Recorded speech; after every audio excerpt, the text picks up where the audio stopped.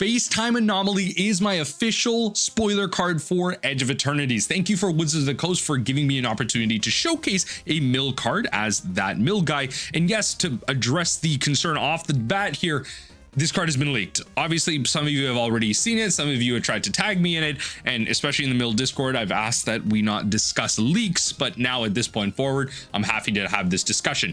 Timestamps down below. We're going to be talking about this card in 3 specific constructed formats. We're going to be talking standard, pioneer, and modern. For the commander purposes, obviously, yes, there is a world for this in commander. My opinions on this in commander in general are, you know, maybe on the weaker side because it targets only one player. We've seen a great evolution in mill cards for commander where many cards are now targeting all players or any number of target players, including yourself. So there's a lot of applications to mill cards these days. This one specifically, though, in terms of my hopes for this archetype, is actually a good step in the right direction. We recently saw additions to the archetype, or a new step in the right direction, with Hope as Time from the Final Fantasy set, where a life gain aspect to mill is being kind of brought along. And I think that's great for the rebranding of mill and for how we see mill evolve in constructed over time. We've seen that in 1v1 formats, at least, we get generally like one kind of good mill card every other set or so. Think about like cards like Fractured Sanity and Tasha's Hideous Laughter that ended up coming around the same time because one came from a standard set, one from the Modern Horizon side of things. But because a lot of the more powerful cards are very warping when it comes to limited formats, I'm definitely looking forward to this in my sealed pool upcoming. It can be very hard to like kind of print multiple into the same set. So I'm happy to get a drip feed of this. If this is going to be how we want standard mill or mill in the near future to work, I'm happy with it. Esper, Dimir shells are going to want to try and adopt some of these as we get more support pieces. For now, let's talk about Space-Time Anomaly when it comes to a 3 constructed environment. So 4 mana for a sorcery, 2 white and blue that says target player mills cards equal to your life total, not theirs, not someone else's, your life total. And it's not the amount of life that you gain this turn, where that's how Hope as Time is kind of worded. So if you're to top deck Hope and you don't have any other ways to gain life, the card doesn't do anything. At least Space-Time Anomaly can mill 1 card if you have 1 life, or 20 cards if you have 20, or heck, in Commander, it can mill 40 cards if you're at 40. And so there's a lot of application to this. There's a lot of top end to this. And when it comes to application specifically, you can think about how this might introduce a mill archetype specifically in Pioneer in a format that's very aggressive, that might want life gain with a top end finisher, have adaptations in modern, and actually blow the can wide open when it comes to standard. Firstly, I'm going to showcase the kind of extended art for this. This is really sweet. I love all the space stuff that we're getting in this set. A lot of kind of super wacky, a little bit out there type of art, and it's a really cool direction. I think they did the space side of things for an in-universe set. I think personally this was done really well, especially flavorfully so. This is a set where I've slowly started to kind of get into Vorthos of things. Some of you have noticed in some of my more recent videos, I've been talking about some of that. So I've been trying to get into the Magic story more so. But when it comes to the standard side of things right now, standard's in this weird middle ground where you have like an in-between meta for a month between the bannings and Edge of Eternities coming around the corner, and we have Dimir mid-range, Izzet Cauldron, Golgari mid-range, and stuff like that a little bit all over. And it's not necessarily like the Dimir mid-range all over at the top. We have a very small sample size to pick from, so you do actually see a bigger spread of things when you actually get down to the individual challenge data and all that stuff. Dimir mid-range just ends up being, alongside Golgari mid-range, one of these untouched decks, so it ends up being at the top. But Izzet Cauldron tends to be, it seems like it's one of the more powerful archetypes to come out at the top in terms of dealing like a ton of damage and some crazy combo turns. I've seen a lot of content creators talk about this, but regardless, this is a metagame where something like Azorius Control actually has good merit in it. If aggro is going to be up there and these kind of quality style strategies like Izzet Cauldron are going to make their way up to the top, then a good control deck with counterspells and removals at the helm is very important. So if we take a look at something like Azorius Control, we see the elements of the deck already taking advantage of mill in some way. Jace the Perfected Mind notably rotating out when it comes to August. We've seen Jace be a regular win conditions of the top end of control, some mid-range, and heck, even combo style strategies. As someone who's been playing the Azorius Omniscience deck, even now post-ban, Jace the Perfected Mind is my favorite win condition in that deck, just to seal things out. I don't want to go to combat. I just want to mill my opponent out. So when it comes to control, we already see some elements of life gain and Beza and everything. So if we make some adaptations, we can actually introduce mill pretty easily in these shells. Now, obviously, this card is not 1-for-1 with Jace, but it's a card that, especially if we introduce some of the cards that we even got out of Tarkir, where we can make some of our cards uncounterable and everything, there actually is some really cool ways that we can make it so at the top end, once the dusk is cleared and the dust is cleared and all that stuff, we can throw out a giant mill spell, take our opponent's library out because we've gained so much life and we put our life total so high by removing the board and keeping things clear and gaining some incremental value off of maybe other life gain spells that we're going to include in our deck list. Notably, as I mentioned, Hope as Time is the more recent introduction, or the kind of direction signpost that they're trying to take the mill archetype. Blue and white for a 2/2 legendary creature, human wizard with lifelink. At the beginning of your end step, each opponent mills X cards, where X is the amount of life you gain this turn.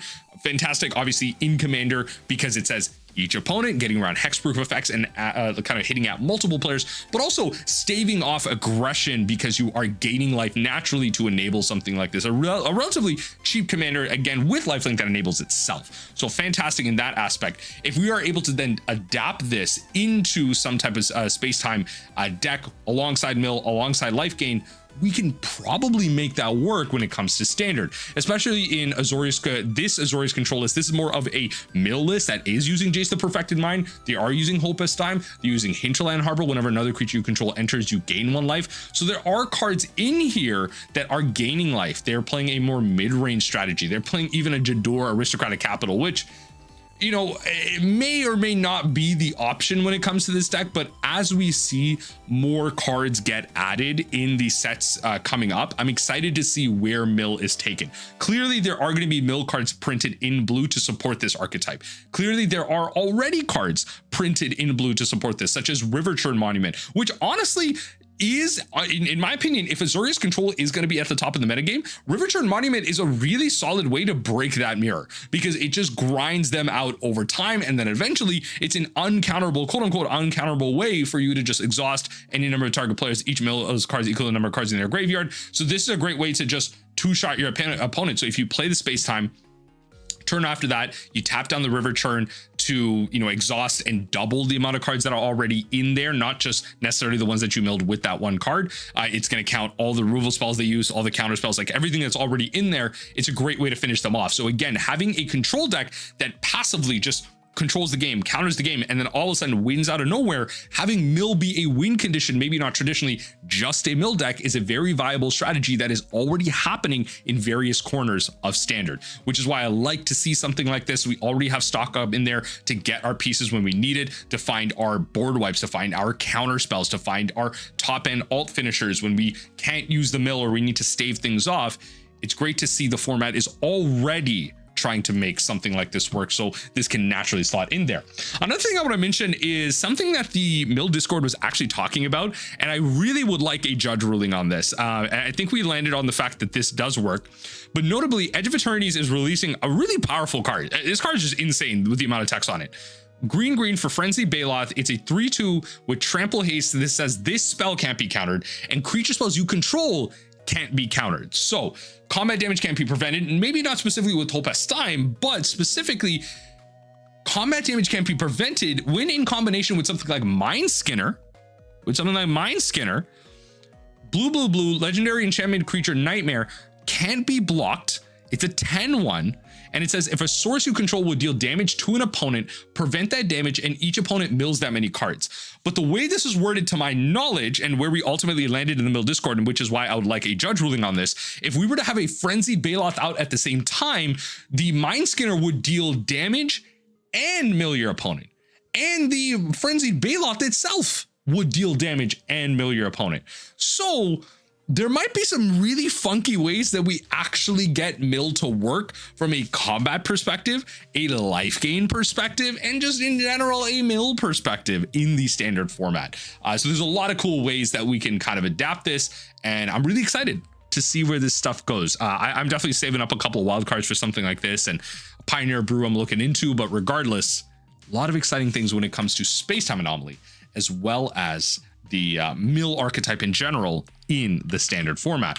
Next up, I want to talk about Pioneer. And this is a format that I've been, especially more recently, so getting into it as well as dunking on. It's a format that's really aggressive. A lot of red up at the top, Arclight Phoenix, Rakdos mid-range, mono red.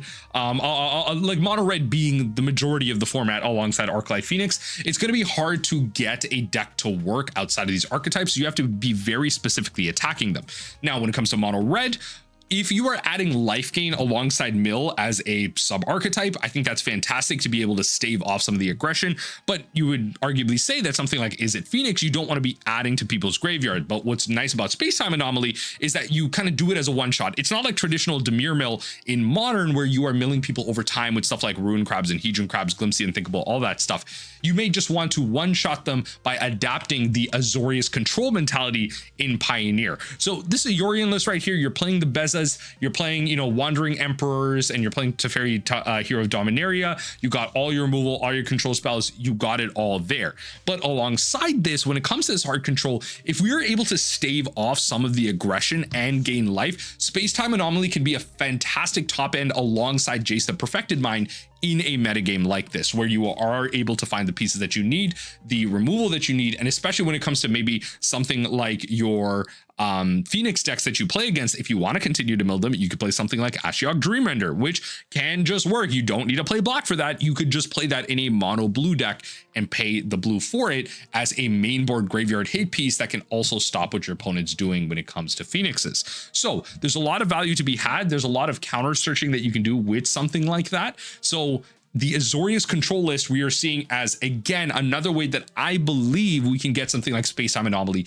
to be adapted in a format like Standard and a format like Pioneer, especially with life gain in a format that's super aggressive, where almost functionally the same Standard deck that just got banned is legal in Pioneer. I think there's ways that we can make it work. Now, when it comes to the modern format, a little bit different. We already have our established archetype. Okay, so just pointing that out there, I want to address that. Dimir Mill is an established archetype. It is a fantastic archetype. It is a great archetype. We see Tybalt of the Red Sub just here getting 7th place in a recent Modern Challenge. This deck list we're looking at is a kind of 6-2 placement, 6th placement from Demonic Tutors. Very, you know, well-known mill player as well, alongside Tybalt, Ziriok as well. A lot of regular mill players are playing this archetype, and Dimir is the color of choice, notably black for the interaction in Drown on the Lock, Fatal Push, Surgical Extraction, all that stuff, blue for your mill spells. Natural pairing, one that's been done over time. But if we were to adapt something like Space-Time Anomaly into this, I think there is a world, especially in something like the Martyr proc decks. Now, people were talking about in the mill Discord adapting Hopeless Time into the Martyr proc decks and milling a large chunks. This way you have something like Hopeless Time to, you know, be there as a quote unquote finisher after you were able to gain a large amount of life through maybe something like Martyr Sands revealing your hand, notably Hopeless Time being that white card. And that was the initial idea when it comes to something like that, an adaptation through that.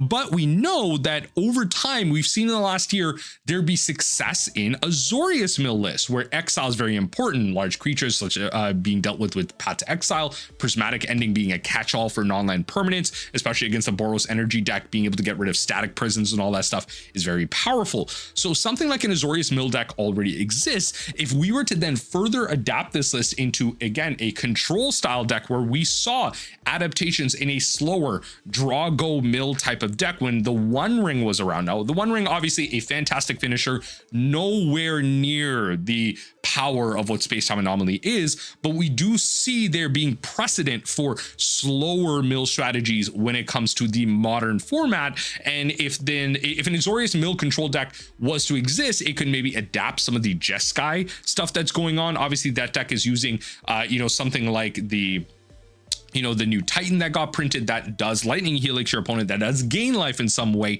but in many ways they are working through combat and dealing with your opponent that way. But if you were to use mill as a way to do that, maybe using in a land that gives your spells uncounterable or something like that, something like Space-Time Anomaly can be really powerful. So those are the ways that I think that, especially in Standard, Pioneer, and Modern, a card like this can be adapted into. There are going to be some weaknesses to this card, especially when you're comparing it to something like Fractured Sanity and Tasha's Hideous Laughter. But as I mentioned, the thing that I'm hopeful for is, especially as they look to kind of balance limited environments, the precedent is set, especially with this second card where I'm starting to again see a pattern. As soon as we get that third card in the next set, potentially, of a card that mills and gains life or works alongside of that, I think we officially have an archetype brewing, and that's when we can start to look to really adapt things. Space-Time Anomaly, I think, is a step in the right direction, especially now in Standard. There is a home for it, but in the more powerful formats in Pioneer and Modern, I think we have to wait and see. I think Wizards is cooking, and finally, I see the pattern in previous mill spells and how they've been printed.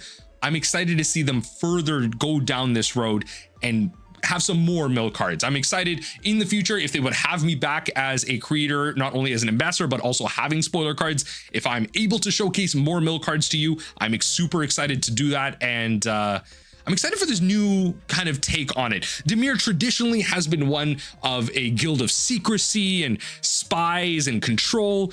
Maybe we do need to rebrand. Sometimes that's all it takes, a rebrand for players and for new players coming into the game to take mill through a new approach, find new adaptations, find new synergies to really make something shine. There are places in the game where mill is very successful, and there are places where it can continue to be so, and there are places where it hasn't even seen the light of day. So I'm hoping that with these additions, the mill archetype can thrive in all formats in one way, shape, or another, and not be this kind of meme archetype that it is in some, and again, as I mentioned, non-existent in some as well. Let me know what you think in the comment section down below. Let me know how you are going to be brewing with a card like this, especially now moving forward with some of the information I've given you. Are you going to be saving up some of your wild cards for something like this? Are you going to be looking forward to adding this to your control deck? Is there some type of random synergy in terms of life gain and mill that I'm completely missing? Sound off in the comments down below. I would love to see mill succeed in a format near you.